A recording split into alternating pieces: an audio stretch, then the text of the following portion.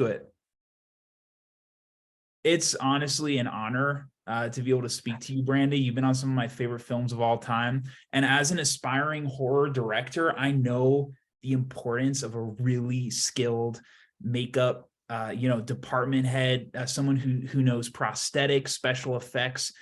So to be able to, see your films that you've worked on, see how effective they are with all the set pieces, and knowing how instrumental your work is on each of those, it's really amazing to be able to talk to you and kind of lift the hood of that car and kind of get into the nitty gritty of these things.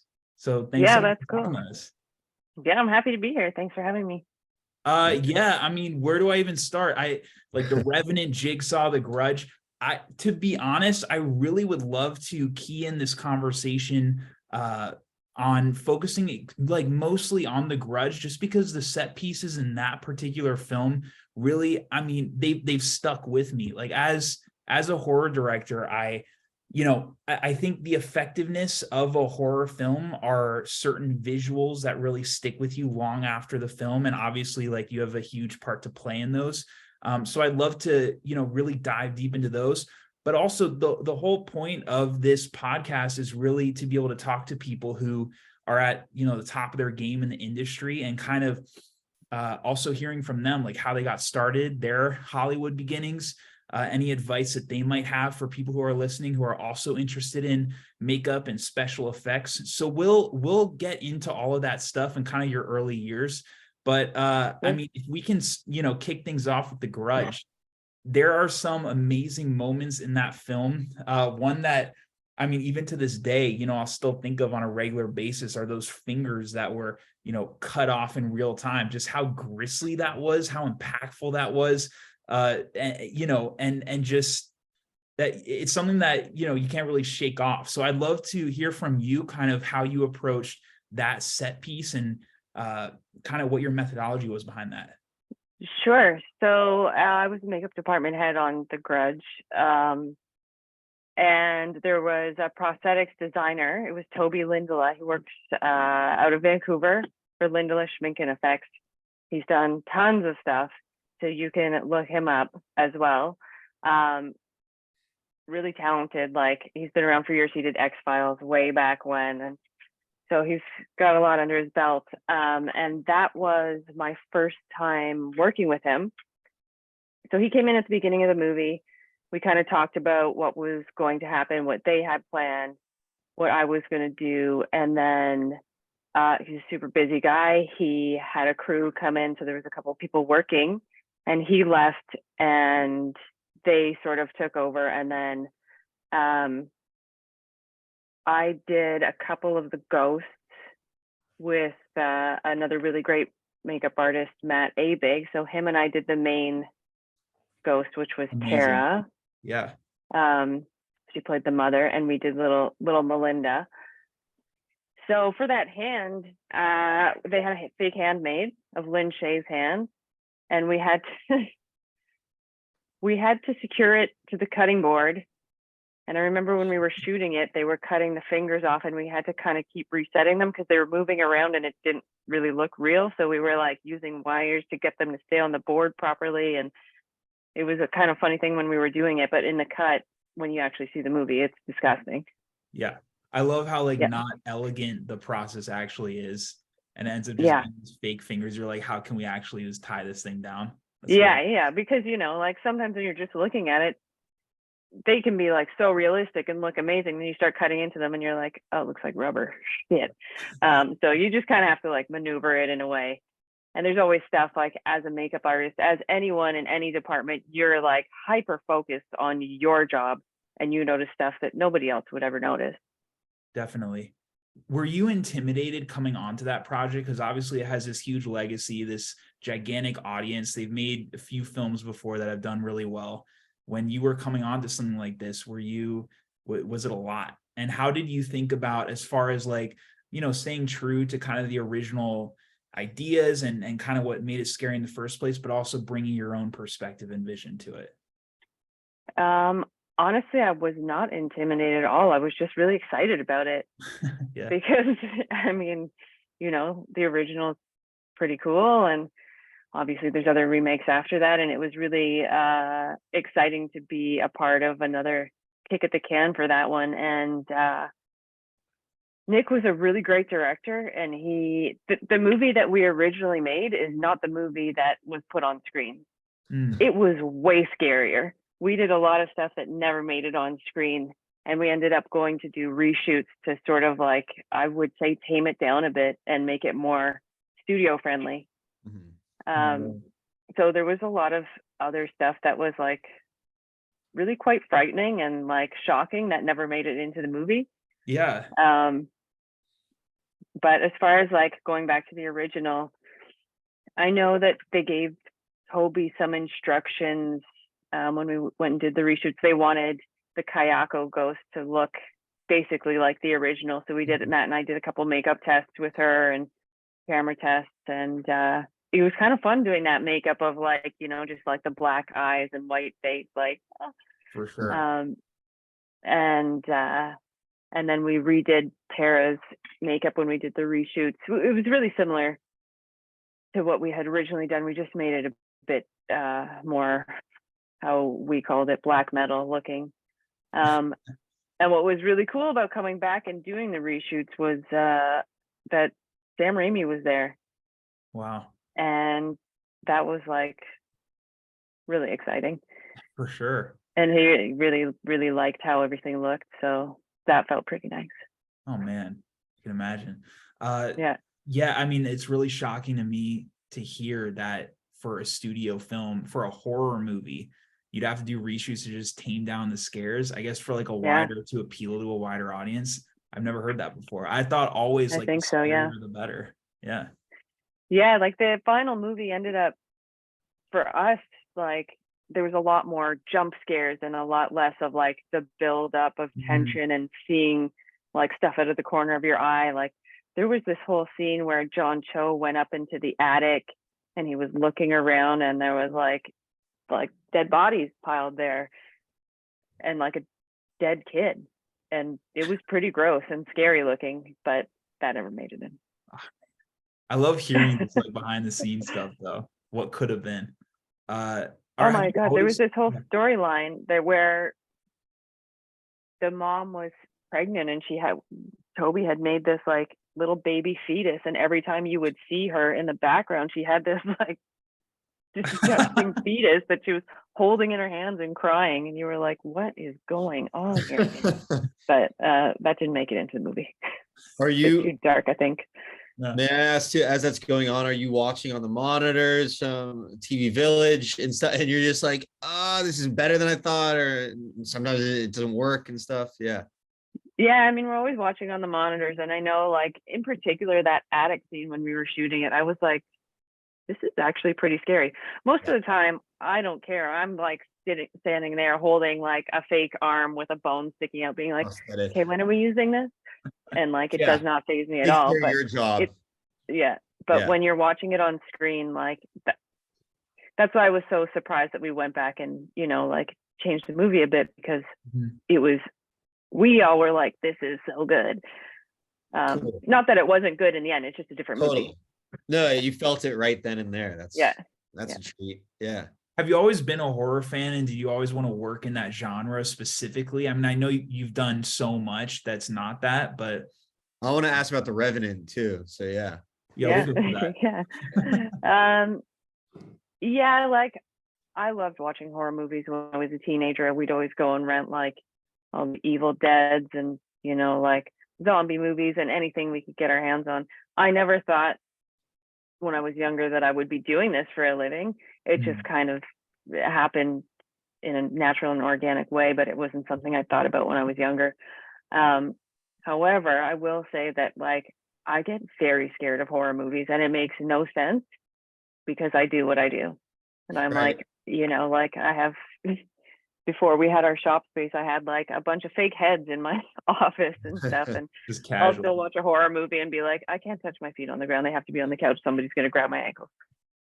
Yeah, well, it's hilarious. I mean, it's probably a different thing when you're actually watching on the monitor, but the actual like physical process of making a horror movie is the least scary thing in the world. It's like so technical. Exactly. Yeah. How is All right. So on that note, may I ask too? The Revenant was one of those movies that like everyone loves. Alejandro Aritu, however you pronounce his name. Aritu. Thank you. Everyone like kind of loves his stuff for different reasons and everything. And then The Revenant though is one that like I feel like had very mixed. It did really well, but it had mixed opinions on it. I remember watching it the first time and being like, "This is a period piece that doesn't feel like a period piece at all. You feel like you're a fly on the wall, partly because of cinematography, how it's shot, you feel like you're there, but also it was just so, it felt so real and like just human. It could have been taking place at any time amongst any type of people. How is working on that and everything? It was really intense. Yeah. What happened is that I was working with Adrian Moreau, who's a very well-established makeup artist, effects guy. And we were working on another movie, and it was like maybe July, August at the time. And they were doing, they were starting out The Revenant, and they were like doing makeup tests and whatever. And he wasn't attached to the project at all, but there were some friends from the UK that had gone over to do makeup for Leo. And you cut us out, we just had this really big makeup test, testing some of the back pieces. He went out and then came back about it. And we were like, oh, that's cool. That's like a fun movie, whatever. And then we wrote our movie. A couple months later, get a major news. They let go of the entire. They didn't like what they were doing, and they called me and they want me to right now and take over stuff, and I need help. Do you want to come and work on it? And I was just like, sorry, what? Right. It's like, we're gonna be gone. You're gonna be gone for a long time. It was in Western Canada. It's like, we're probably gonna be gone for like 6 months. It's gonna be crazy, but it'll be cool. Do you want to come and do it? Yeah. So we kind of showed up like original people had been let go with, and I don't know much about that movie, but let go over the shooting. So just like when I was like already in the middle of it, and I remember one of my first days walked set, and like I think we had some body or whatever. We walked down this, I just saw like an entire forest like on fire, and that's it. Wow. It's that scene at the beginning. Yep. And I was just like, whoa, this is crazy. It was the biggest movie, and it's probably still the biggest movie. So it was really wild to like walk into that set. That whole world right there. Yeah. We're getting a little bit of mic issues. We're like, as of now, it's probably like 70% or something, but it was only for the last bit. Otherwise, it was great. But as far as The Revenant goes, that. Wait 1 second. Oh yeah, go for it. Go for it.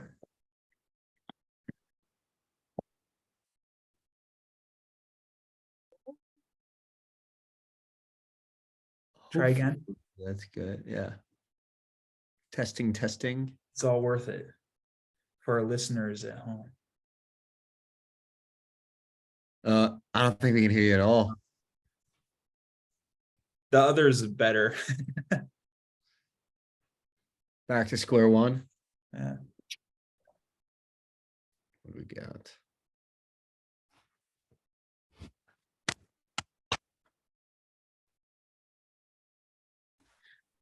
But as we're waiting on this, Duke, The Revenant, what I hear as far as, okay, it's all good. It's all good.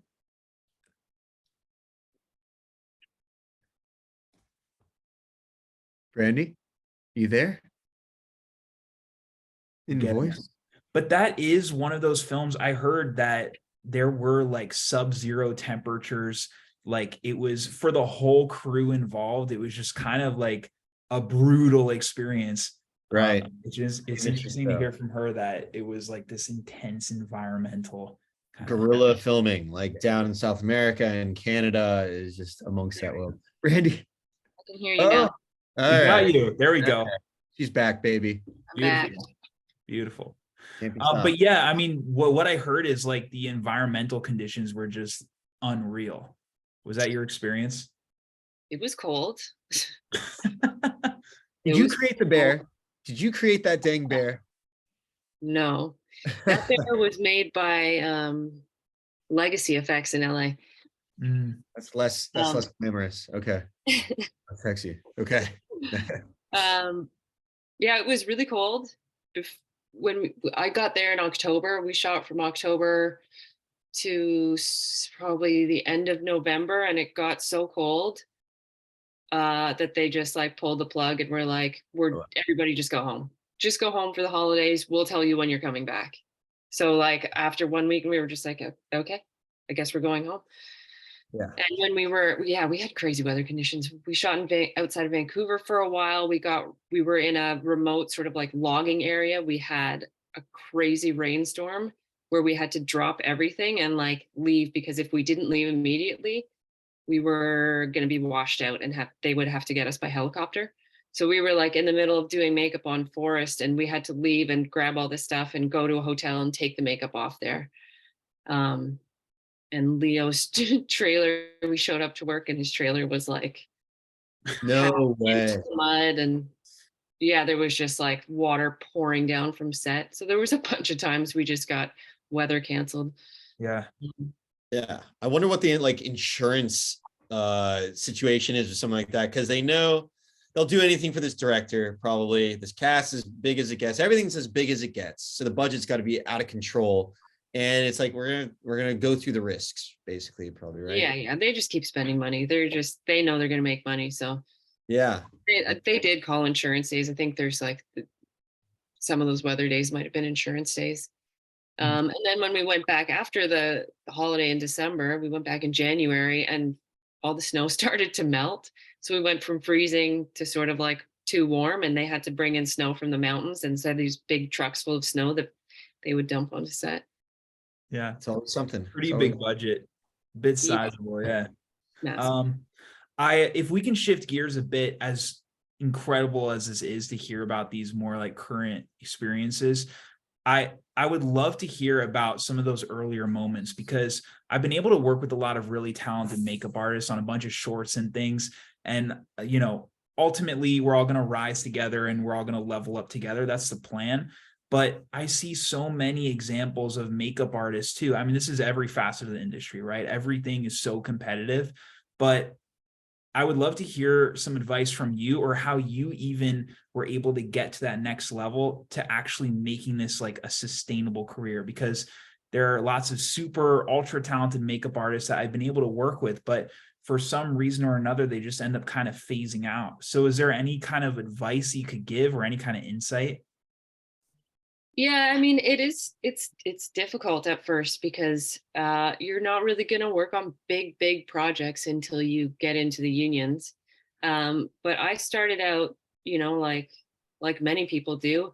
I did short films, and then I started doing like TV movies, and I just happened to meet some people that were that went to the same school that I did, and we lived in the same city. We went to school in Vancouver and we lived in the same city, and they called me because I guess they saw that I had gone to that school. So I met these guys and did some short films with them, and then they did a feature and I did that. And Cool. I worked with a bunch of people that lived in Toronto. We shot it somewhere else, and everybody was like, what are you doing? Just move to Toronto. If you want to work in film, move to Toronto. So Really? I think really, I mean, you guys are in California, so that you don't have to worry about it. There's tons of stuff going on there. But here it was like, you have to move to a city where they're actually shooting bigger stuff. And you just really have to persevere and try and find people that are making indie movies. And now that I'm more progressed in my career, I really like it when people contact me and ask me questions. I think that's a really great way to, get your name out there and get started. And I always try to help people find, people that they can work with if they can't work with me, or other people they can talk to about mentorship and that type of thing. But I think honestly, reaching out to people that have been doing it longer than you have is really important and a really good way to make connections. I mean, it's amazing that you even have that mindset though, because there are some people who are in your position who unfortunately aren't, that generous to offer their time or perspective or anything. Even you coming on here, I really appreciate it. I think it is important once you get to a certain level, you're helped along the way. So then you can reach back down and help the next generation of people. It's not easy too. Everyone feels like, they're replaceable and like they're just fighting to keep their head above water. And so like to take the time though, it's just like anything else in life, right? It's like when you help people, help hopefully comes to you too. It's karmic. Yeah, it's a lot of perspective. Like for me, I'm like, you can't look around you and see everybody else's competition, because that's not going to help anyone. That's going to hurt all of you. And like, I am just going to get the jobs that I'm going to get. And I'm not competing with everybody around me. It's just like, there's enough work for everybody. And I didn't always have help coming up. Like I had to work really hard. I didn't have like teachers that were like, oh, you went to school here, like come and work on this movie, because I went to school somewhere else and moved away. And I didn't have family in the industry, none of that stuff. So if I can help people, I would like to do that, because I didn't always have that. I did also have a lot of people that did like help me out in many, many ways. But I also really love my job. And I think like I have a love of the craft that I would like to share. Awesome. It's amazing. Shifting back to Severed Heads, can you talk a little bit about your collaborations with directors and, again, like the visual look of especially a horror film? It is so important in delivering those scares. So when you're working with a director, obviously they'll have some kind of vision, but as far as the collaborative nature of that, where do you come in and identify this is something that could make this scarier, or this could heighten this kind of visual aspect of that? And how did you learn that? That's a really interesting question. I'm gonna so I worked on a show this summer where we had to build a lot of body parts and dead people. And that was the most I've ever had to do, like, because I was running a shop with a friend of mine, Michael Walsh, and we sort of like, I was department heading effects and like running the shop, and we were just in charge of all of the gross stuff. So there were a lot of very funny emails between us and the showrunners and the directors, and being like, okay, so do you like, I'd have like concept art of like different ways we can like cut up a body or hang something or have something like on display. I'd be like, I think that this is going to look good, but what do you guys think? And it's not always like that, but the best projects are like that, where you have that collaboration. Right. But there's a lot of like concept art that goes around, and pictures and back and forth in that way. Do you create that concept art? Wow. Yeah.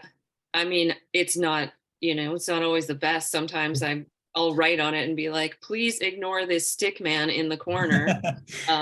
Yeah. But if I do it really well, I try to. For sure. Is that commonplace for like a makeup head to do something like that? Or do they usually, yeah, I would say so. Yeah. Cool.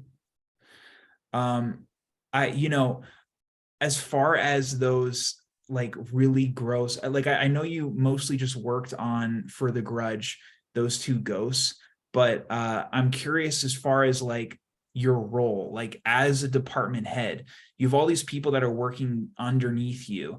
Are you still thinking in turn, like, do you defer a lot of this work to these other people who are working on your team as far as the look for other things? Or do you still have like a pretty general idea of what you want for everything? I always have a pretty general idea. I mean, the biggest team that I've had was when I was working on C. I think there was like 6 or 7 of us for the show. And in the last season, we had sort of a mobile shop that we had in one of our trailers where we were building stuff, and we were getting stuff from another shop as well. And we're responsible for all these different characters that happen at the same time. But I'm, as a department head, absolutely like oversee everything and tell people how I want it to look. I give them space to do it. I don't like stand over people's shoulders and be like, do it this way. I'm like, I trust you. here's what I want it to look like. If you want to play around with these 3 things, here's this, here's that, do your thing. And then I'll come and look at it and be like, okay, well, like, can you, color that a bit different and make that burn look a bit crispier or whatever. Mhm.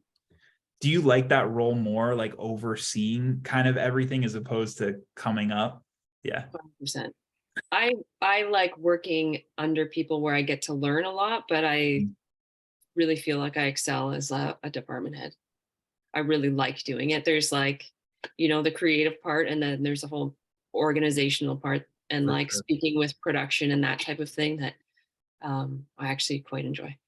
Just hearing you talk about it, it's like you are in exactly the place that you're supposed to be. Like some people are in these roles, or they find these roles and they make their way to things. But it sounds like you're incredibly passionate about this, and you were like always meant to do this thing. So it's really cool to hear.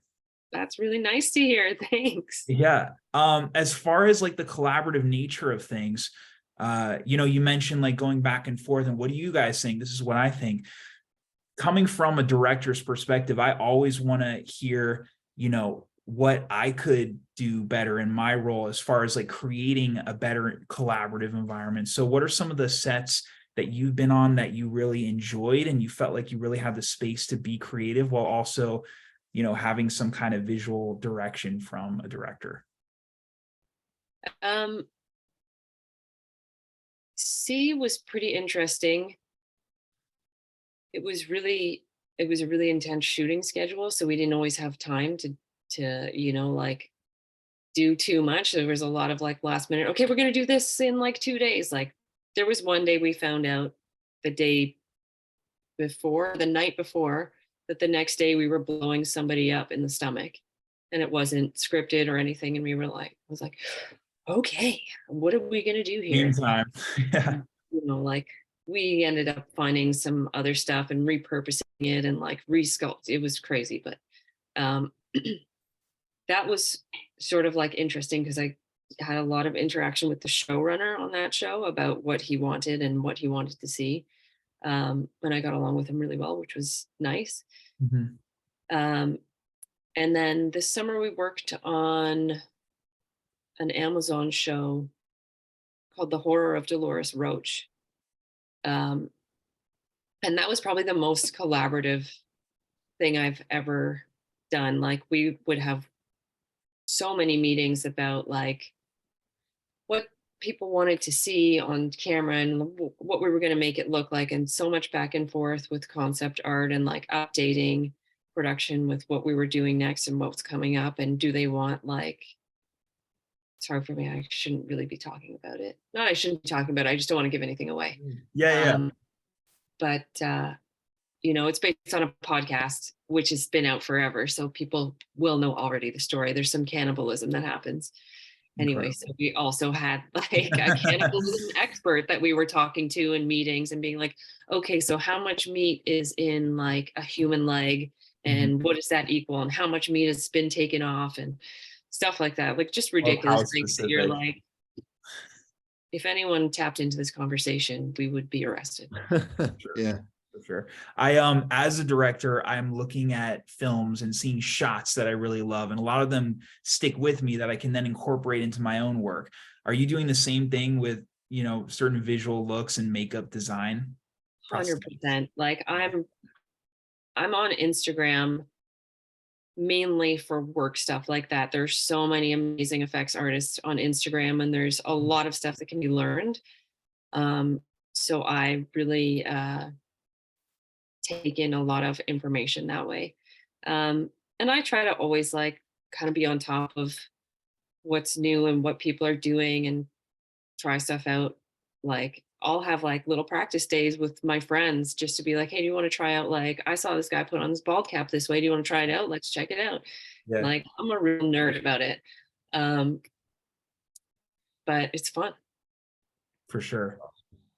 Is there anything that you're looking forward to doing, like that you might not even be on yet, but coming into this, wanting to do makeup, wanting to be a makeup head, have you ever thought about like certain genres or certain styles of film, or even like a series or something that you would ultimately love to do? Like what's the ideal version of a project for you? I try to pick projects. I mean, I'm not saying that I have my pick of projects all the time, but whenever I get approached about a project, I always want to make sure that there's something in it that's interesting for me. Mm, So I won't just pick any project and be like, yeah, I'll just go do like regular makeup on people for 6 months for this series, because yeah, yeah. I need to be challenged in a way. And I always want to do something that's like a little different than something I've done before, or where I get to learn something, or I get to work with like people that I've really wanted to work with. Um, but I'm hoping in this next year, I'd like to travel more for work. I really enjoy traveling for work. So we'll see. I don't know. Very cool. I love. Definitely more prosthetics. Like I like prosthetics way more than I like doing straight makeup, just regular makeup. Why is But that? It's just way more interesting and it's more fun more for me. creative. I've done so much makeup for so long that it's just not as exciting for me anymore. I think it's cool to do like character work and Mhm. in that sense, but like a show where it was, let's say, like lawyers or people in offices, I'd be like, that's not for me. What do you think about the merging between VFX and like practical makeup stuff? Because on like I would imagine on The Grudge, like there were a few things I saw, like the maggot-ridden face and stuff. I would imagine, and like the distended jaw. I doubt all of that was practical, right? Like there must have been a merging happening there. Um, Toby made a mask of that face that we put over somebody and then put maggots on it. Oh, they were actual maggots. So yeah, as far as I remember, but I don't remember now if it was like cleaned up a bit with VFX. Hmm. Um, I think that when VFX and practical makeup are blended together well, it's incredibly effective. I don't like it when VFX goes further than the makeup. I don't like, Mhm. there's a lot of shows that'll use VFX blood, pardon me, and I don't think it ever looks good. And I can always tell. I But, agree. like I can always tell, but not everybody can always tell. Mhm. So I think when VFX is used sort of as like the icing on the cake, it can be really great. I personally prefer, like, as a filmmaker, being able to see as much as possible in the frame, just because like they're like, yeah, fix it in post or like improve it in post, whatever. Like I've done that before, but ultimately it's always ends up being something lesser than. So like the more, I mean, I love leaning as much on the practical side of things as I can. But yeah, I agree. Like if the VFX is done right and you have the right budget for it and stuff, it's like it is worth kind of smoothing things out a little bit. Yeah. The big thing that happens nowadays, I find, is like people don't want to spend the time on practical, even though if you plan for it, you're fine. But they'll be like, oh, we have to reset that blood. It's going to take too long. VFX, VFX, VFX. And they just like throw out VFX so fast. And you're like, okay, fine. Yeah. But it's really awesome when you get to do practical stuff. And when you have it on set and it works well, it's like Oh man. such a good feeling because everyone's like, wow, cool. Like you slit that guy's throat and it went everywhere. And you're For like, sure. my For God, it sure. worked. Is there, if you could go back to your younger self, like when you were first starting out, is there anything that you tell that person? Is there anything that you would say that could maybe save a few years or save yourself a few headaches? You know, I just don't have that outlook on life. I'm like, everything I've ever done has led me to here, and every mistake that I've ever made, I've learned from in a way that's gotten me here. Mhm. Like, let me tell you, when I was on the Revenant, I was so new at prosthetics. Every day I was like, oh my God, what am I going to do? Like, oh my God. Like, I was like punching hair on something and I punched it in the wrong way. I was like, every day I was like, I'm terrible. But every day I woke up and I was like, today I'm going to do better. Today I'm going to do better. And Right. by the end of the movie, I was like, like I got along really well with Leo's people. They're like, come and help us put these backs on. So I was always doing those big makeups with them. And, I just got to learn so much. And I think if you have that mindset where you're like, okay, I fucked up. Let's see how I can be better tomorrow. And like every day that you wake up is a new day. Keep You know, striving for goals. Yeah. The amount that you must have learned from that project alone, I can't even imagine at the end of all that. Yeah. It's crazy. Yeah. When you do something like punching in hair the wrong way, do you have to correct the mistake, or is there like not enough time and you kind of roll with it? Can I spot that? And Like, if I look back and I'm like, you'll never see it. No, you're lucky if you have a boss that's like, okay, you did this wrong. Don't do it wrong next time. right. Like there was a one day I glued something down, but something, I think the hair like went under the piece in a way that it was for Tom Hardy's piece. Uh-huh. Adrian was like, glued it down and I could see it underneath. And I was like, oh my God, I'm so sorry. He's like, oh, it's fine. I still made it look good, but just don't do it next time. I was like, okay. But I'm sure then someone was also saying the same thing to him when he was first starting out. It's like this constant, right? And now I'm like, with my team, I'm like, okay, well, that thing didn't look right. Just do it better next time. And I'm like, it's no big deal. Like, I can fix this. It's not a big deal. Nobody's ever going to notice. But like, that person's probably like, and I'm like, don't worry about it. It's fine. We've got about 2 minutes left. Can you talk a little bit about your schooling and what effect that had on you? Was it a good program? Where did you go? I went to Vancouver Film School and I learned a lot. It was a good program, but when I went there, it was the first year that they did prosthetics. So I didn't learn a ton of it. And I didn't really use any of that, my prosthetic knowledge, for a long time. Like I did a lot of regular makeup. I did a lot of fashion makeup. I did sort of that magazine stuff coming up. And then I switched over because I always really wanted to do special effects. So I luckily found my way there, but it took a while. I mean, I can't thank you enough for talking to us. Seriously, this has been like an absolute masterclass in all things makeup and special effects. And like I said at the beginning, like you've been on some of my favorite films of all time. So to be able to like really kind of dig into the details and learn about all this stuff from you, it means the world. So I really appreciate you taking the time. Thank you Thanks so much. for having me. It was really fun. Of course. I'd love for us to keep in touch and Yeah. obviously we'll stay posted on everything that you got coming up. I'm excited for that next project too. It sounds awesome. With Yeah, Amazon. keep in touch. I'll let you know when everything comes out. Amazing. Thanks so much, Brandi. You take care. Appreciate you. Thanks. Bye. Yeah.